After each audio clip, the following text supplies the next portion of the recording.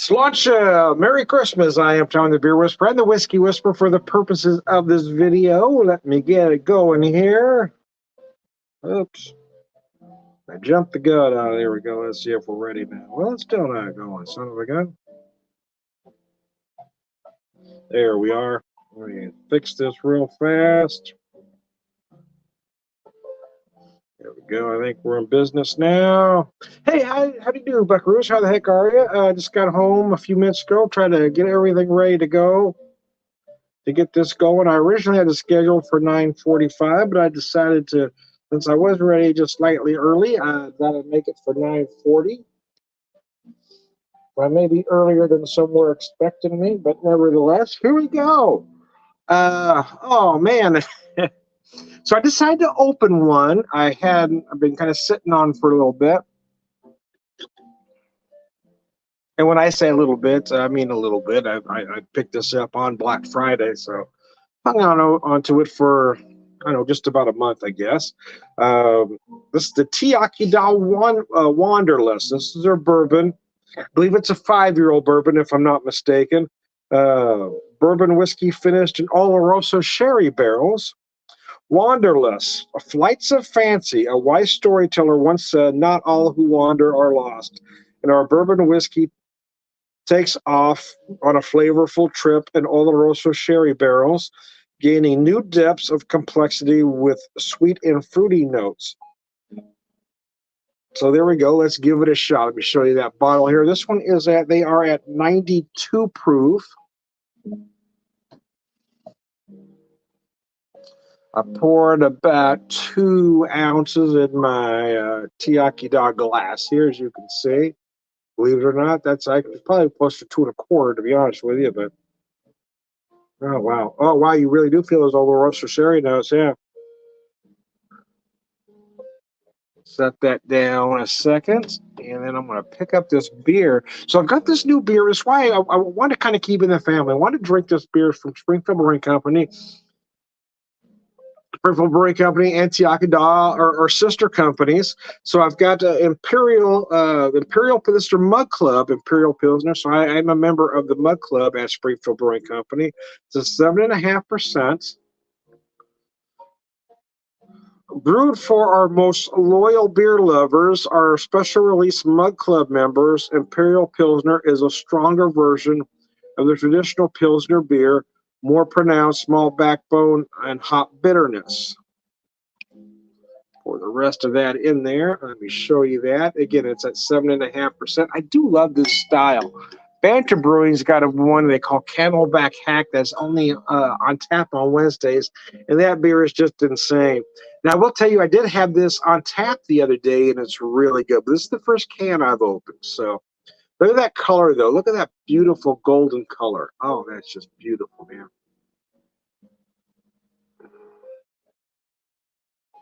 I'm not sure what hops they're using here.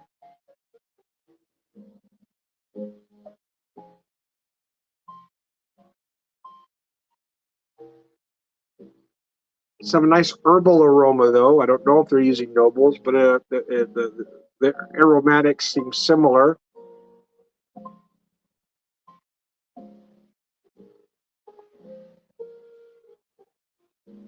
Oh, wow. Wow. That's remarkably easy to drink at 7.5%. Yeah, that one's a little scary. That's a little scary, man. Yeah, that's delicious, man. I do love the style. Stuff you don't see a lot anymore. It seems like I remember right about, I don't know, between 205 and 07, 08, you used to see a lot of them. In fact, one of the best on the market, in my opinion, was from Sam Adams. Yeah, it was. It was their Hallertau Imperial Pilsner. I think that thing was like at 10%, though. I mean, it was a monster of a beer. That thing was gorgeous. Only available in 4-packs at the time, and I bought that as much as I possibly could. That beer was insane. But then for some unexplained reason, they quit making the beer. The beer was crazy good. A lot of folks were doing an Imperial Pilsner at the time. The Boulevard had a great one, too. I believe it was called Reverb, if I remember correctly. And then it just kind of, everybody quit doing one. Now, they always take a poll with Mug Club members every year to pick the style. I don't remember what the three choices were now, to be honest with you. Only thing I remember is the Imperial Pilsner, because that's the style that I picked. I really wanted to see them do an Imperial Pilsner, and I can't remember what the other two were. Last year they did a Scotch ale that was really good. Uh, and then, when it comes out, they give the Mug Club members a 6-pack of the beer. Comes with the membership.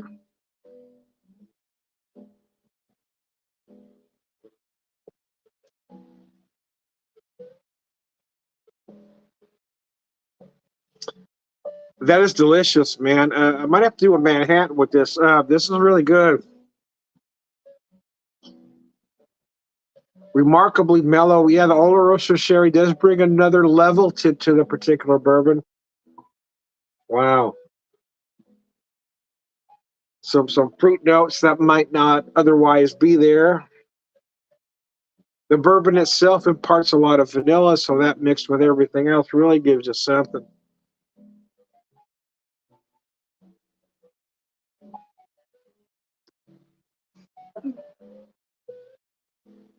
Damn, that's delicious. Wow. That's absolutely delicious. Oh yeah, so I wasn't exactly sure. So sometimes when I know what I'm gonna have, I put it in the description. Hey, you're back, man. I'm gonna post your comment. Hey, there's nothing wrong with that. Everybody's on a budget. Thing is, when I have money, which isn't often, but yeah, I was kind of saving up for Black Friday, knowing it was coming. These whiskeys aren't necessarily cheap, but the Black Friday they were all 10% off. So it's when I kind of invested in it, right?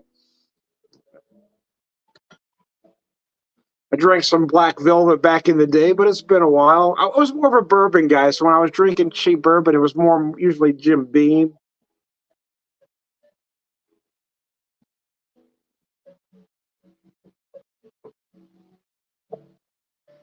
Yeah, you can't beat that price. You can't beat that price, man. I'm gonna post your comments here. A little more expensive than Bentley's. Post your comment there.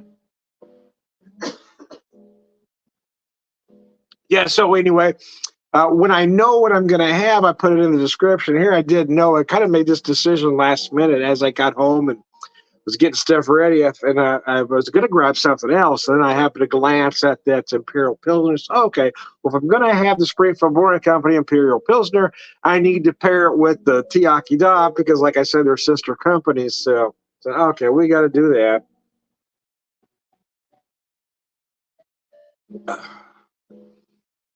But the truth is, I didn't have anything picked out, so it wasn't like I changed my mind. It was just, okay, that makes sense. Now let's do that.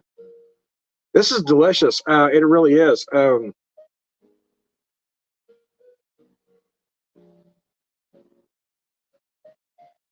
Now, for me personally, I wouldn't mind just a little more hoppage, right? Just a little bit more, but it is balanced very well.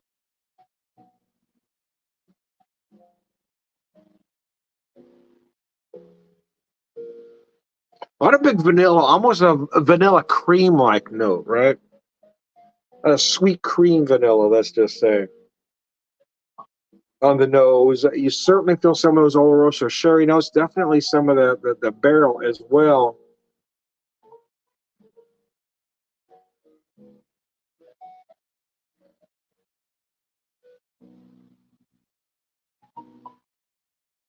A little bit of sweetness up front. I'm going to say like a very dark brown sugar because you feel a hint of molasses. But then you feel those fruit notes. Post your comment there. Yeah, they are very, very good. Yeah. That said, I'm a Mug Club member for Springfield Brewing Company, and once a year they do a Mug Club beer. They give you a 6-pack of it, and it's not typically put for sale for the general public, I guess, unless they have some left over. I hope they do because I would like to buy another 6-pack of this. This stuff is absolutely delicious. The whiskey, though, I am a fan of the Tiaki Da products.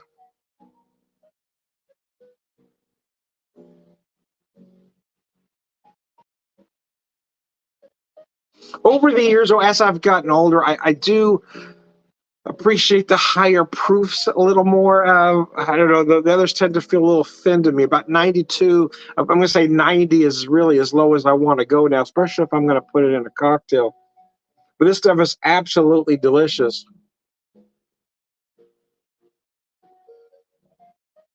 There's a lot of products out there. A lot of, the truth is I like to buy good products, but I'm a bit of a tightwad and I'm a guy on a budget. I'm not a wealthy man by any means. I'm a working class guy. So yeah, I'm always looking for uh, products on sale. I rarely buy anything at full sticker price. So sometimes you just got to look at your local stores or look online.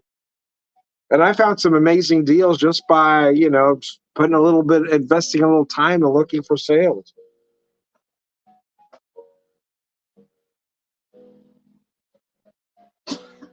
And like I said, I only have these products, the Tiaki Da products, because yeah, they were on sale Black Friday, 10% off. So I try to save up for these particular events so I can buy the stuff they typically can't afford. Make your own fermented wine with flowers, creating stimulating highs and hallucinations. All right. Hey, I'd like to try some of that, man. They can turn into poison. Okay, that's not good though. That sounds interesting. It really does. Yeah. Hallucinogenic wine. I'm down. Bring me back to the 80s, remember some times with a particular fungi. It was 80s in Southern California. That's all I'm going to say about that. I could tell you stories if I could remember them. The 80s were very good to me, what I can remember anyway. Both good and bad. I had some bad. There were some bad things happening that made me have to kind of change my ways a little bit. But boy, I was involved in a lot of fun stuff.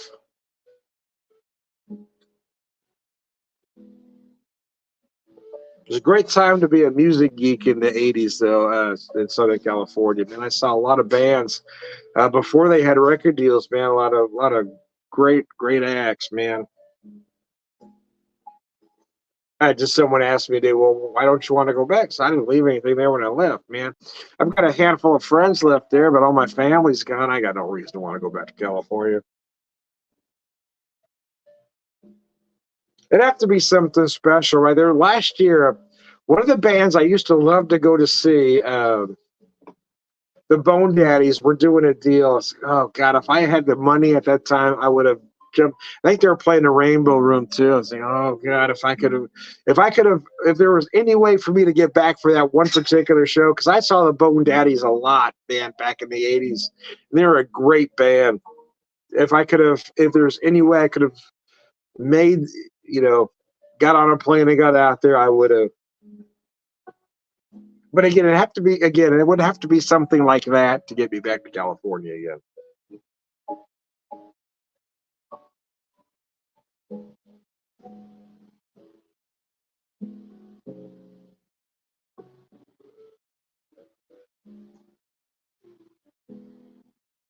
Again, you reminded me of a particular fungi I once had. Southern California '80s. It was like the Wild West, baby. So Wild West for experimentation on a whole lot of levels. Oh wow.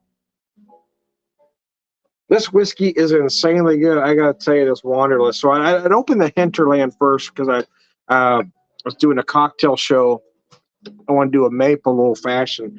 The Hinterland is finished in maple syrup barrels. So this is the only one of the, about 3 bottles. This was the only one of the 3 I'd opened up till now when I decided to pop the Wanderlust for this particular video.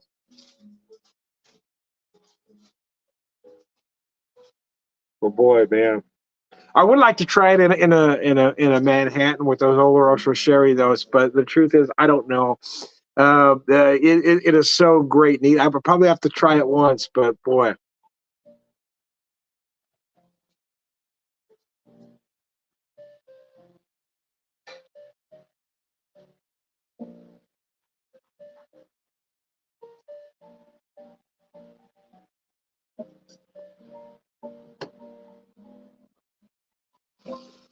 Uh, so interesting. So typically a Pilsner, right? A Pilsner, most craft beer you don't need or want very cold, but a Pilsner, even a craft Pilsner, yeah, I do like that, a nice chill.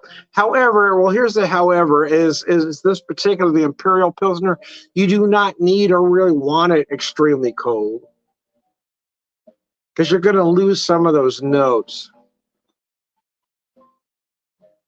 Like a good handmade cigar blessed with ancient medicines. Man, I like the way you think.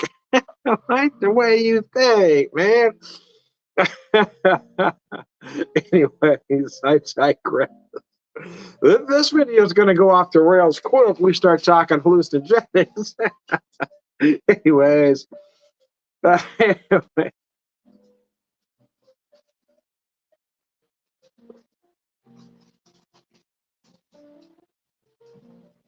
Yeah, again, remarkably easy to drink at 7.5%. You really don't feel that at all. I understand the way it's done, the way it's done. I'm just saying, for me personally, I wish it had just a little bit more hoppage going on, but it is, like I said, it is balanced perfectly. It is done impeccably well.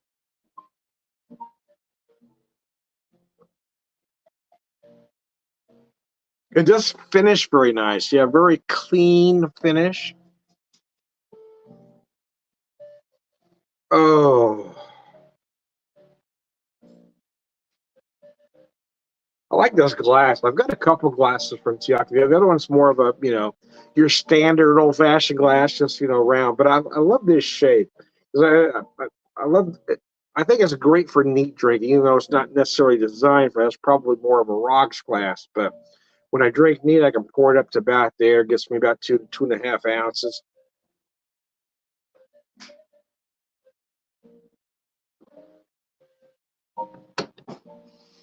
Damn. Damn. That is absolutely delicious. Still an amazing fluid. Yeah, I don't disagree, man. Anything that makes you see things, that just reminds me of the old, those of us of a certain age, uh, animated movie, Fritz the Cat. So far out, I'm standing here talking to God, or Fritz the Cat, man. Anyway, that movie was insane. I think it was the first X-rated animated film. By today's standards, it probably barely get an R rating, to be honest with you. It was more suggestive than anything else. But there were certain scenes of cats fucking. It was very interesting. Far out, I'm standing here talking to God. Anyways, oh,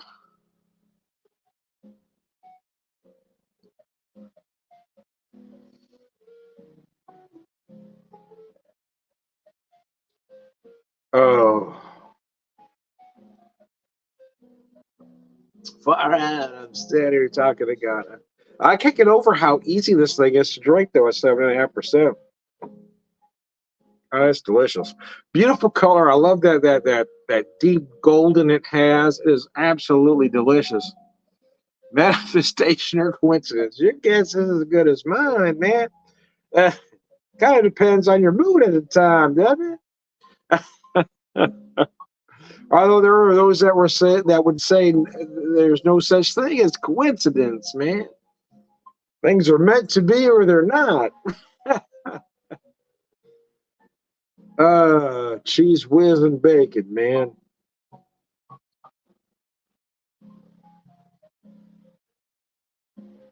As I finish my whiskey, I will say I am John the Whiskey Whisperer, whiskey evangelist, prolific whiskey drinker, purveyor of wisdom. And as I get ready to finish my beer here,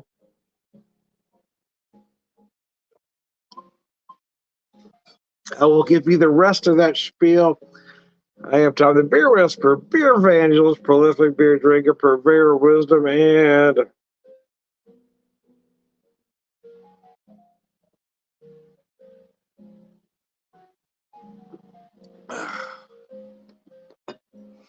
all around good guy, Sláinte. Thanks for tuning in, folks. I appreciate it.